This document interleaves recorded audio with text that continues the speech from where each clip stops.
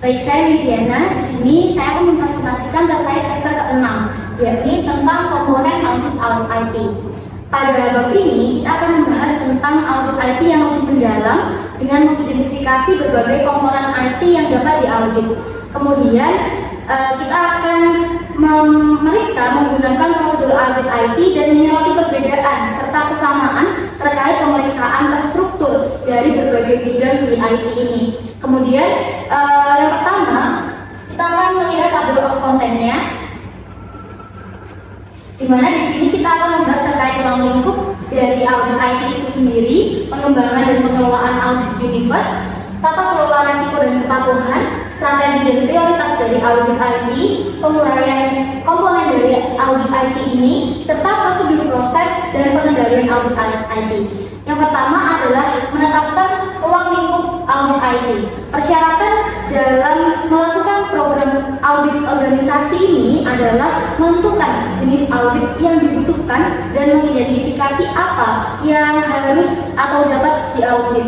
Kemudian untuk menetapkan ruang lingkup dari audit IT ini dapat melihat langkah-langkah berikut.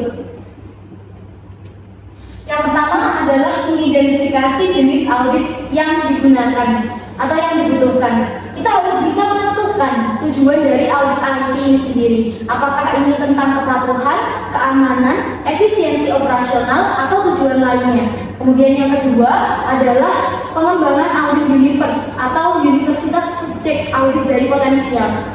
Yang pertama adalah kita harus melihat tinjauan proses bisnis, arsitektur aset perusahaan, atau kerangka kerja tata kelola yang relevan, serta identifikasi dari entitas, sistem, atau proses yang akan menjadi bagian dari audit universe ini sendiri. Kemudian yang ketiga adalah penilaian resiko. Yang pertama, kita harus bisa melakukan penilaian resiko untuk menentukan prioritas dari subjek yang akan kita audit. Lalu kita harus mempertimbangkan faktor-faktor apa saja yang relatif atau penting sebagai subjek audit bagi organisasi atau potensi dari utilitas atau manfaat dari audit itu sendiri. Yang keempat adalah fokus pada subjek audit yang kritis, di mana kita harus bisa mengidentifikasi dan memfokuskan pada aspek-aspek organisasi yang kritis dan memiliki dampak yang besar jika terdapat masalah atau kegagalan di masa yang akan datang. Lalu, step yang kelima atau langkah yang kelima adalah mengoptimalisasi sumber daya yang ada, di mana kita harus bisa memastikan sumber daya yang tersedia untuk diaudit dioptimalkan dengan fokus pada area yang paling kritis dan beresiko tinggi. Yang keenam adalah mempertimbangkan fungsi pengelolaan dan manajemen resiko, di mana jika organisasinya besar ataupun kompleks, maka kita harus bisa mempertimbangkan apakah kita akan menemui kesulitan dalam menyusun inventaris komprehensif dari audit ini sendiri, seperti mengidentifikasi dan menilai aset sebagai dasar untuk mengelola dan mengalokasikan sumber daya yang ada. Lalu yang kedelapan adalah melakukan pemantauan dan peningkatan yang berkelanjutan, di mana pemantauan dan peningkatan yang berkelanjutan ini ditetapkan dengan mekanisme pemantauan dan evaluasi guna memastikan bahwa ruang lingkup audit tetap relevan dan efektif seiring dengan perubahan dari organisasi kita. Lalu yang selanjutnya adalah pengembangan dan pengelolaan dari audit universe ini sendiri, di mana yang pertama ada struktur audit universe, perbedaan dalam audit universe dan audit kontrol tentang entitas. Pengembangan dan pengelolaan dari audit universe ini, yang pertama adalah struktur audit universe. Struktur audit universe mencerminkan dari organisasi yang akan kita audit ini dapat dibentuk berdasarkan dari hierarki proses bisnisnya, arsitektur perusahaannya, model proses bisnis dan lain sebagainya yang berkaitan dengan organisasi itu. Lalu apa perbedaan dalam audit universe? Meskipun terdapat perbedaan yang secara struktural dan fungsional atau teknis dalam sebuah organisasi, namun terdapat kontrol tingkat entitas umum yang harus diaudit. Hal inilah muncul dalam audit universe yang general. Lalu yang ketiga adalah audit kontrol tingkat entitas, di mana audit kontrol tingkat entitas ini memerlukan beberapa pendekatan yang khusus karena akan melibatkan berbagai jenis kontrol internal di organisasi yang berbeda satu sama lain. Lalu selanjutnya adalah kategorisasi dalam universe. Seperti yang telah disampaikan sebelumnya dalam perbedaan audit universe, dalam menyusun audit universe, organisasi ini membutuhkan kategorisasi atau skema organisasi untuk menyelaraskan audit dengan fungsi tata kelola yang ada dalam organisasi. Lalu identifikasi kontrol umum, di mana selain kontrol dari perusahaan, audit mengidentifikasi kontrol umum yang mungkin juga relevan digunakan atau diterapkan dalam audit yang dilakukan, misalnya pada unit bisnis, fasilitas, lingkungan operasional, proses atau sistem organisasi. Lalu yang selanjutnya adalah pentingnya ruang lingkup audit. Seberapa penting ruang lingkup audit ini? Dapat dilihat bahwa auditor di tingkat manapun harus bisa memastikan bahwa ruang lingkup audit mencakup kontrol bersama dan kontrol tingkat entitas yang diterapkan pada seluruh tingkat tersebut. Kemudian yang terakhir adalah fungsi kategorisasi dalam audit universe. Kategorisasi yang dilakukan dalam audit universe ini mulai dari general hingga ke khusus dapat membantu dalam perencanaan dan prioritas audit serta memudahkan penggunaan informasi dalam pengelolaan risiko dan tata kelola dari organisasi itu sendiri. Lalu, apa korelasinya terhadap tata kelola, manajemen, dan kepatuhan? Yang pertama adalah korelasi audit terhadap tata kelola. Di sini kita akan membahas tentang kontribusi audit terhadap tata kelola organisasi. Yang pertama, audit IT berkontribusi dan menilai efektivitas dari tata kelola organisasi itu sendiri. Audit IT memainkan peran yang penting dalam mengevaluasi program-program formal yang telah dibangun oleh organisasi dan membantu untuk mencapai tujuan yang telah ditetapkan. Lalu, aktivitas tata kelola, resiko, dan kepatuhan atau GRC, Governance, Risk and Management and Compliance, membantu dalam menentukan dan mengutamakan bidang audit, terutama ketika kita menggunakan kerangka kerja dari manajemen formal dan teknologi pendukung yang mengintegrasikan tata kelola dan pemantauan kegiatan operasional. Lalu korelasi terhadap manajemen resikonya. Audit IT akan mendukung manajemen resiko dengan mengidentifikasi dan mengevaluasi resiko-resiko yang ditemukan dan mungkin mempengaruhi dari organisasi itu sendiri. Lalu, audit IT ini juga akan membantu organisasi dalam mempertahankan program-program formal dalam bidang manajemen resiko dan mengevaluasi keefektivitasannya. GRC ini juga membantu dalam mengidentifikasi dan memprioritaskan bidang audit yang perlu diperiksa terkait dengan manajemen resiko. Lalu korelasi terhadap kepatuhan. Audit IT memainkan peran penting dalam mengevaluasi kepatuhan organisasi terhadap standar, prosedur, dan regulasi yang berlaku. Lalu, ia juga bisa mendukung inisiatif dari sertifikasi dan jaminan kualitas yang dapat diperoleh oleh organisasi dengan membantu mempertahankan program-program dari organisasi. Lalu untuk kepatuhan ini akan membantu mengidentifikasi dan memprioritaskan bidang audit terkait kepatuhan yang perlu diperiksa dan diawasi. Lalu pengaruh audit IT terhadap ruang lingkup dan frekuensi dan dukungan terhadap inisiatif sertifikasi dan jaminan kualitas. Seperti yang telah disampaikan terhadap korelasi dan keterhubungan audit IT dengan GRC, maka audit IT memiliki pengaruh terhadap penentuan ruang lingkup dan frekuensi audit serta prosedur, standar, dan kriteria yang digunakan dalam audit IT. Kemudian, kerangka kerja dan metodologi dari tata kelola dan manajemen resiko memberikan dasar yang kuat untuk komponen dan kontrol dalam audit IT. Kemudian, bagaimana dukungan terhadap inisiatif sertifikasi dan jaminan kualitas? Audit IT mendukung inisiatif seperti sertifikasi dan jaminan kualitas dengan membantu organisasi mempertahankan dan mengevaluasi program-program formal dalam bidang-bidang tersebut. Lalu bagaimana strategi dan prioritas dari audit IT? Strategi dan prioritas dari audit IT ini menentukan jenis ruang lingkup dan frekuensi dari audit IT. Prioritas audit IT ini dialokasikan berdasarkan dari kebutuhan eksternal dan internal serta kepatuhan hukum dari organisasi itu sendiri.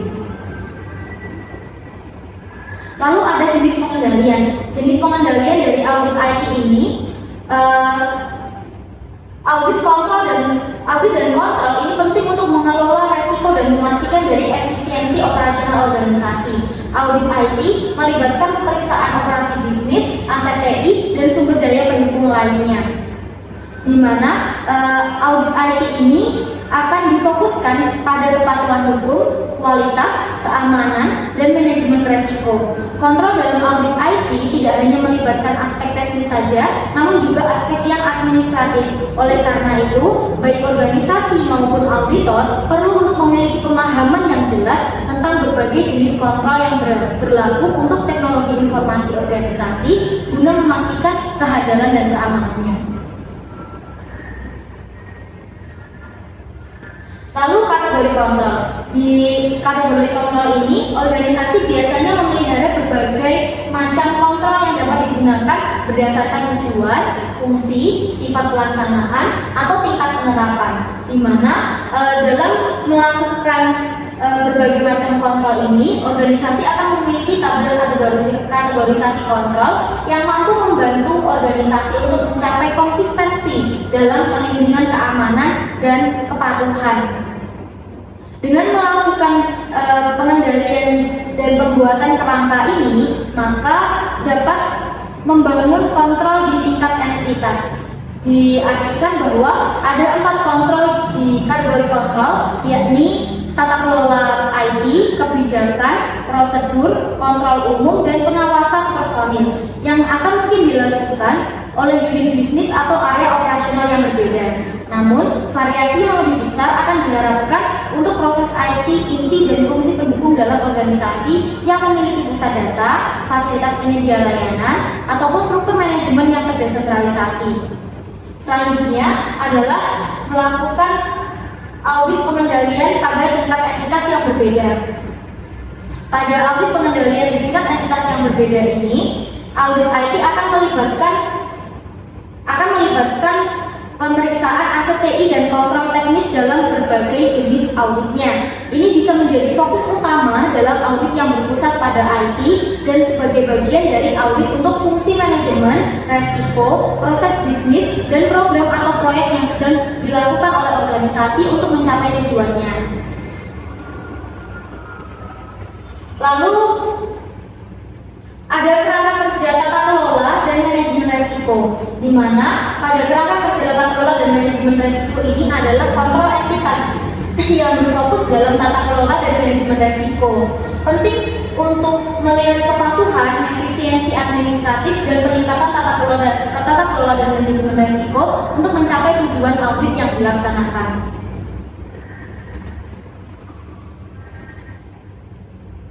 Lalu ada audit berbagai aset IT, di mana audit IT ini akan memeriksa aset IT dan kontrol teknis dalam berbagai jenisnya. Auditor memilih pendekatan yang sesuai dengan jenis aset IT yang diperiksa dan mempertimbangkan konteks penggunaan dan tujuan pengendalian. Untuk aset IT akan dijelaskan pada slide selanjutnya.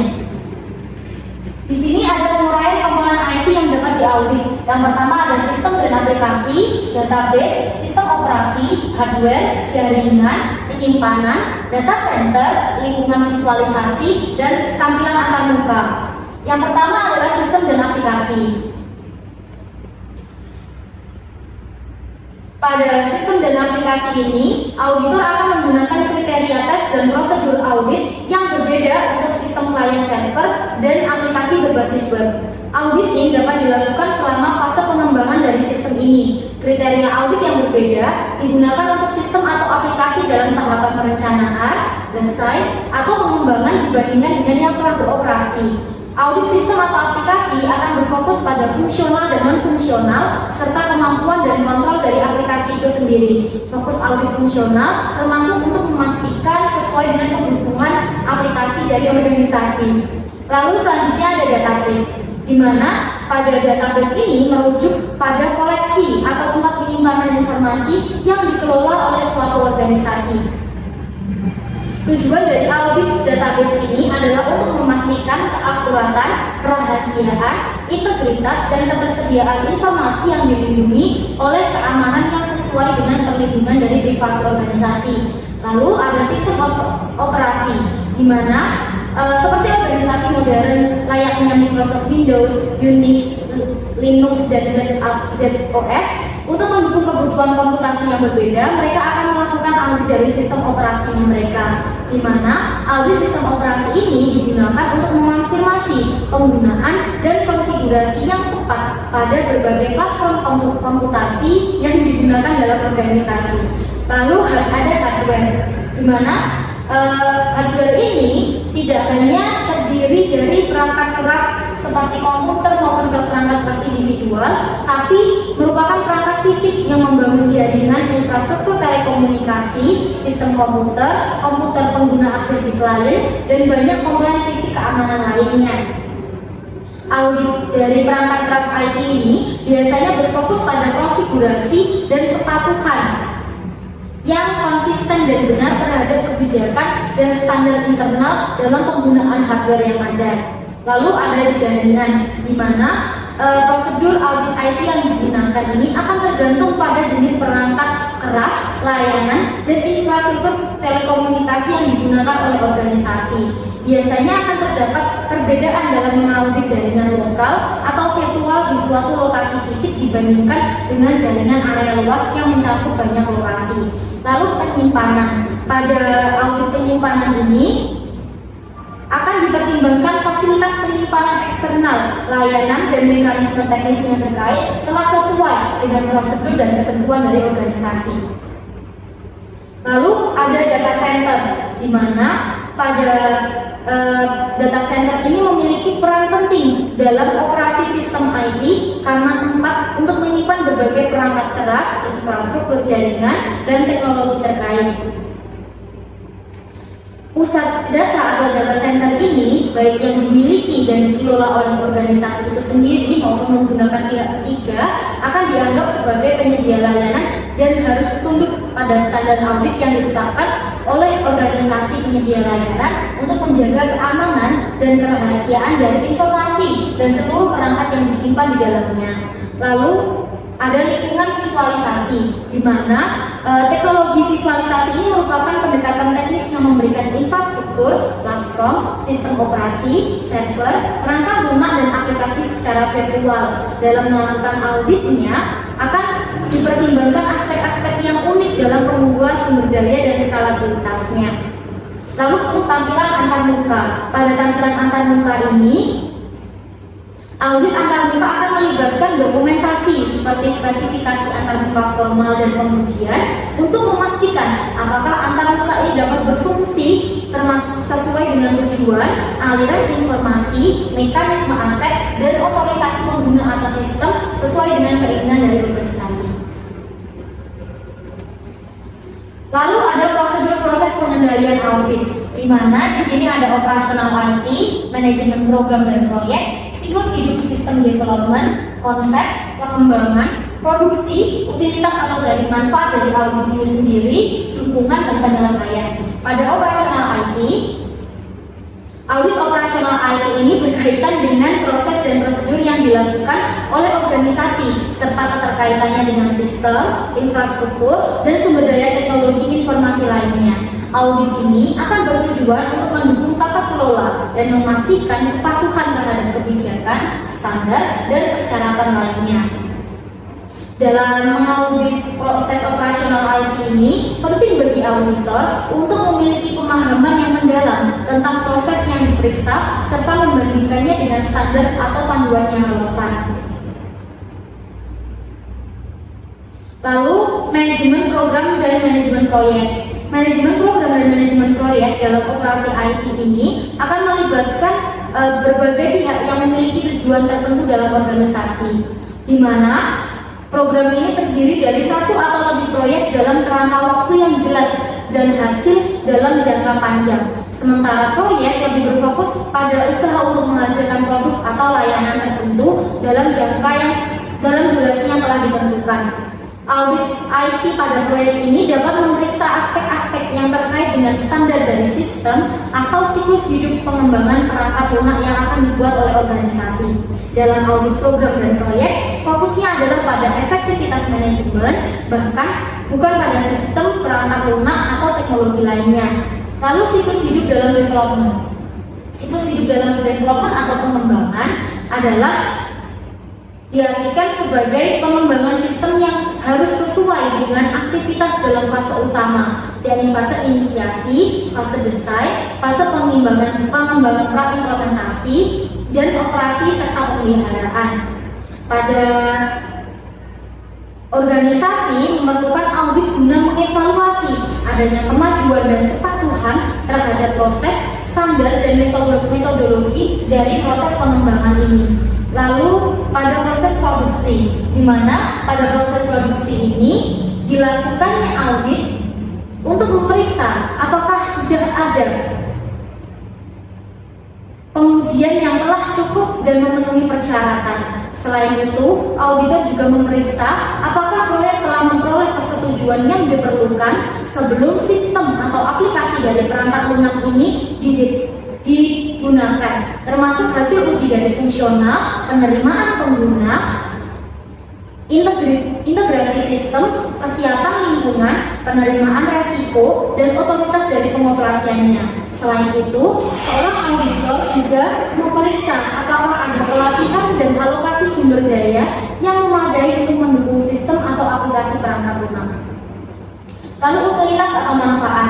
Dalam utilitas dan pemanfaatan sistem ini, proyek harus siap digunakan dan fokusnya akan bergeser menjadi mengoperasikan dan memelihara sistem dengan memenuhi kebutuhan pengguna secara terus-menerus sesuai dengan standar yang telah ditetapkan oleh organisasi. Biasanya, tujuan audit proyek pada fase ini adalah memastikan bahwa sumber daya yang disediakan oleh organisasi sudah benar dan memadai, serta didukung hal-hal yang telah tersedia sehingga tanggung jawab dari administrasi dan lingkungan dapat dialihkan dengan sukses. Lalu ada dukungan dan penyelesaian. Dalam dukungan dan penyelesaian ini, dukungan mencakup pemantauan administrasi teknis, pemecahan masalah, dan pemeliharaan rutin seperti pencadangan dan manajemen batch. Adapun aktivitas dari audit ini seringkali difokuskan pada pemanfaatan dari entitas yang telah disesuaikan oleh organisasi. Lalu di bagian penyelesaian adalah tujuannya untuk melihat apakah telah dihapuskannya kemampuan operasional dalam mengalokasikan kembali peralatan, perangkat lunak, data, dan sumber daya yang digunakan sebelumnya. Seorang auditor IT bertanggung jawab untuk memastikan disposisi yang tepat terhadap aset teknologi, membebaskan sumber daya yang digunakan dalam sistem agar dapat digunakan di tempat lain, sehingga hal ini akan meningkatkan efisiensi dan efektivitas dari sumber daya yang ada atau yang telah dimiliki oleh organisasi. Baik, itu tadi presentasi untuk bab 6 yang dapat saya sampaikan. Kurang lebihnya mohon maaf. Saya kembalikan kepada teman saya di bab 7 dan selanjutnya. Terima kasih.